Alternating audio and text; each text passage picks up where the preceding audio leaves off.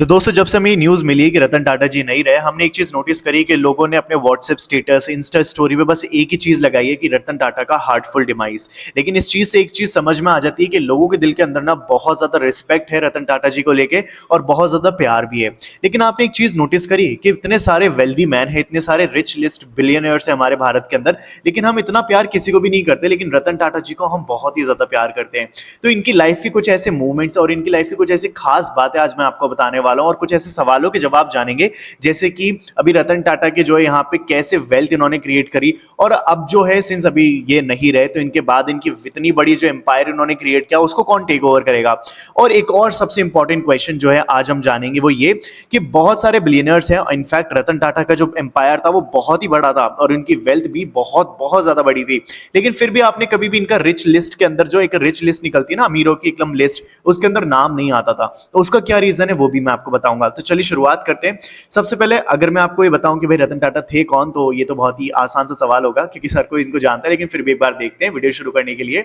तो देखो, भारत के मोस्ट रिस्पेक्टेड बिजनेसमैन जिनका अभी हाल ही में 86 की एज के अंदर देहांत हो गया है, टाटा ग्रुप को जो है इन्होंने लीड किया और इतना इतना ज्यादा सक्सेसफुल बनाया कि पूरे ग्लोबली जो है ये कंपनी जानी जाती है।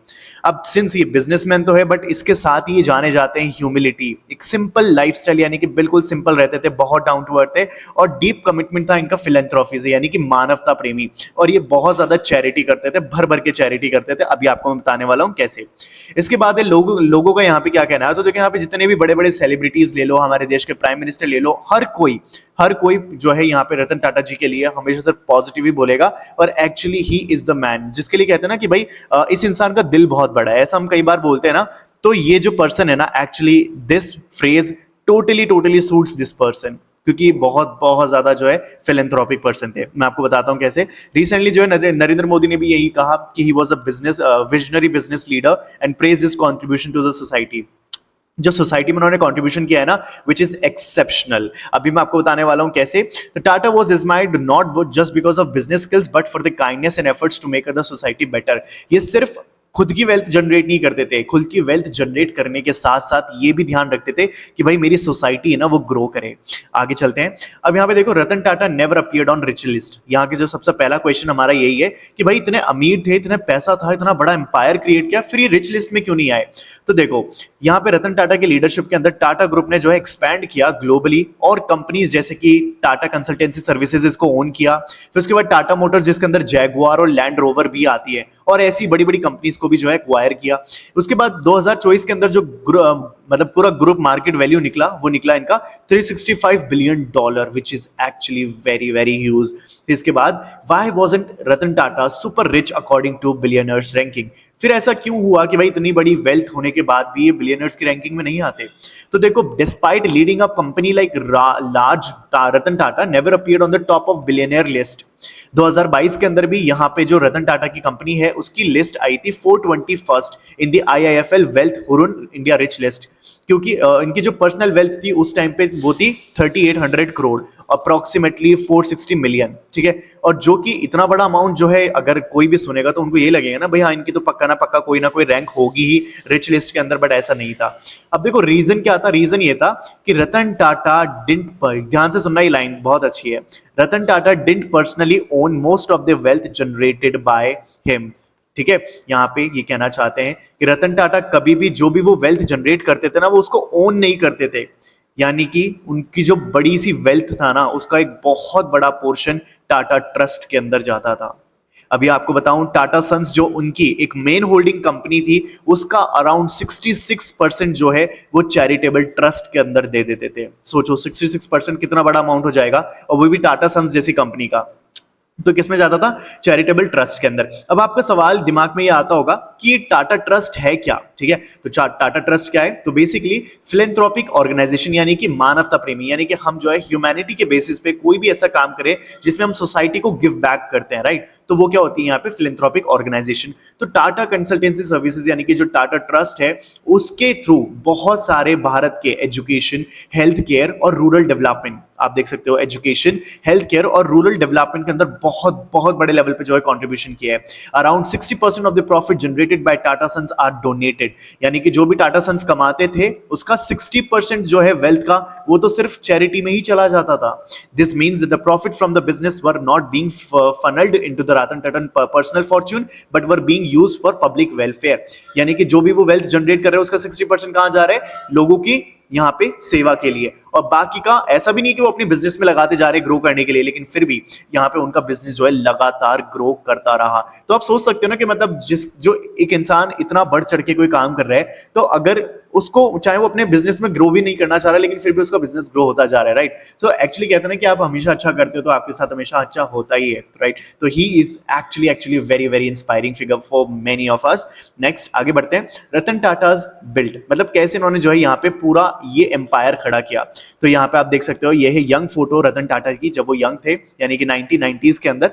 तो देखो सबसे पहले रतन टाटा ने मतलब चेयरमैन के तौर पे जो है टाटा सन्स को संभाला था 1991 के अंदर. और ये वो टाइम था जब इंडिया की इकोनॉमी जो है पूरे वर्ल्ड के सामने बस ओपन अप ही हुई थी. अंडर हिज लीडरशिप, इनके लीडरशिप के अंदर टाटा ग्रुप ने जो है कई सारे इंटरनेशनल एक्विजिशन किए, जैसे कि टेटली टी जो कि ब्रिटिश टी ब्रांड थी. 2000 सन के अंदर क्या है इन्होंने एक्वायर करी. फिर कोरस स्टील जो कि एक यूरोपियन स्टील कंपनी थी, 2007 में किया इन्होंने. फिर जैगुआर एंड लैंड रोवर को किया जो कि ब्रिटिश लग्जरी कार ब्रांड थे, और 2008 में भी इन्होंने इसको क्या किया? एक्विजिशन कर लिया. आगे देखते हैं. फिर इंडिया में क्या किया इन्होंने? तो देखो इंडिया के अंदर जो है रतन टाटा का फोकस यही था कि भाई हम लोग कॉमन पीपल के लिए क्या कर रहे हैं वो क्यों नहीं कर पा रहे. यानी कि देखो कितनी अच्छी चीज थी ये. हमेशा ना रतन टाटा वो सोचते थे कि भाई जो हमारा मिडिल क्लास आदमी है ना, जो हमारे भारत का एक कॉमन मैन है ना, उसके लिए हमें कुछ करना चाहिए, उसका हमें स्टैंडर्ड उठाना चाहिए, उसके लिए बहुत ज्यादा सोचते थे. और इसी वजह से ये बहुत बड़ा पोर्शन जो है चैरिटेबल ट्रस्ट में देते थे, उनका स्टैंडर्ड ऑफ लिविंग इंक्रीज करते थे. तो यहाँ पे इन्होंने क्या किया? इन्होंने बनाई ऐसी कार जो एक्चुअली लोगों के लिए बड़ी अफोर्डेबल हो, और उसका एग्जाम्पल है आप सभी के सामने टाटा नैनो, जिसकी कीमत बस 1 लाख रुपए थी. और इससे क्या होगा कि भाई इनका जो मेन विजन था वो ये था कि भारत का जो है हर इंसान जो सपना देखता है उसके पास कार हो, लेकिन उसके पास इतने पैसे नहीं होते तो वो कार खरीद सके, एक 4 व्हीलर खरीद सके. तो उसके लिए एक जो है चीप कार जो है बनाई थी. और 2018 के अंदर जो है इसको डिसकंटिन्यू करा गया क्योंकि इसकी बहुत ज्यादा सेल नहीं हुई थी, लेकिन इनका मोटिव जो था ना वो बहुत बहुत ज्यादा सुंदर है, ठीक है. फिर इसके बाद आई इंडिका, टाटा इंडिका, जो कि एक्चुअली भारत की फर्स्ट होम ग्रोन कार थी, यानी भारत के अंदर बनी हुई पहली कार थी इंडिका, जो कि काफी अच्छी रही थी. तो ये हमने देखा. फिर उसके बाद रतन टाटा के फिलैंथ्रोपी. अब मैं आपको डिटेल में बताता हूं कि कैसे जो है रतन टाटा बाकी दूसरे बिजनेसमैन से बहुत बहुत ज्यादा लगते हैं डिस्पाइट बीइंग सो फिल्दी, ठीक है. तो इतने ज्यादा वेल्दी होने के बाद भी कैसे बाकी दूसरों से अलग थे, एक बार वो जानते हैं. तो जितने भी बिलियनर्स आप देखोगे ना वो सभी क्या करते हैं? पर्सनल वेल्थ जनरेट करते हैं. But Ratan Tata was different, क्योंकि वो हमेशा फिलैंथ्रोपिक वर्क से जुड़े रहते हैं. रतन टाटा जो है उन्होंने बहुत सारे कॉजेस को सपोर्ट किया है, जैसे कि उन्होंने 10 कैंसर केयर फैसिलिटीज बिल्ड करी हैं इंडिया के अलग अलग लोकेशंस पे. इसमें से एक है आसाम, एक है झारखंड और एक है कर्नाटका. टाटा का जो फोकस होता है वो ये होता है कि भाई सोसाइटी को इंप्रूव किया जाए चैरिटेबल वर्क के through, and was more important to him than accumulating personal wealth. और इनका जो सोसाइटी को अपलिफ्ट करने का जो मोटिव था ना वो इनका वेल्थ जनरेशन से भी ज्यादा बड़ा मानते थे ये.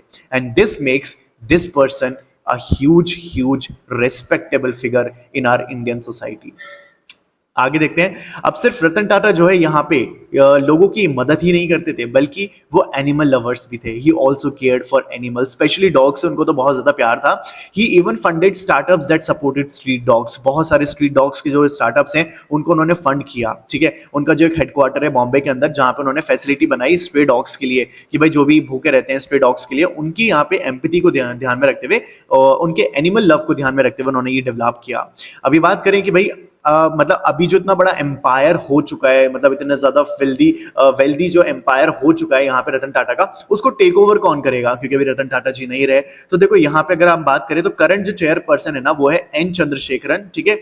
यहाँ पे आप पिक्चर देख सकते हो, ये है चंद्रशेखरन. तो ये है टाटा सन्स के चेयरपर्सन, और इन्होंने जो पोजीशन है वो 2017 के अंदर ऑक्यूपाई करी थी. और इनसे पहले जो चेयरमैन थे वो कौन थे? साइरस मिस्त्री, ठीक है. जब जैसे ये निकलेंगे फिर उसके बाद कौन बने? ये, ठीक है. तो चंद्रशेखरन जो है ये भी एक ट्रस्टेड लीडर माने जाते हैं, जिन्होंने रतन टाटा के अंदर काम किया और इन्होंने जो है बिजनेस को आगे बढ़ाया.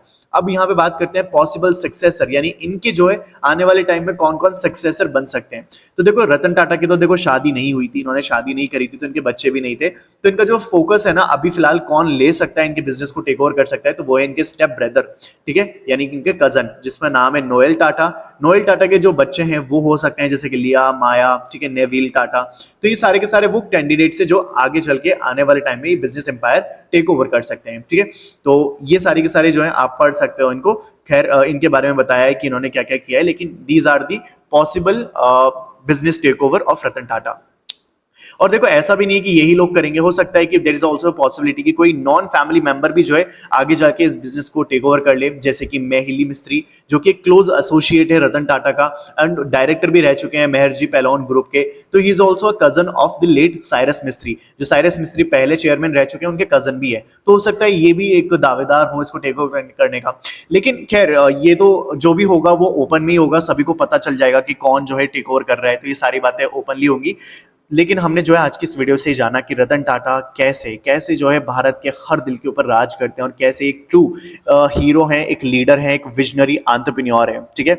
हमने बहुत सारे देखे हैं भारत के अंदर जो एक्चुअली बहुत ज़्यादा रिच हैं, लेकिन किसी के लिए भी इतनी रिस्पेक्ट नहीं होती जितनी कि रतन टाटा के लिए। एंड आई होप कि ये वीडियो जो है जस्टिस कर पाए उनके कॉन्ट्रीब्यूशन के लिए जो उन्होंने सोसाइटी में दिया है। तो बस आज के लिए इतना ही रखते हैं एंड आई होप आपको वीडियो अच्छी लगी होगी। अगर लगी है तो प्लीज़ चैनल को सब्सक्राइब करना और कॉमेंट करके बताना रतन टाटा के बारे में और आप क्या जानते हो। So thank you so much.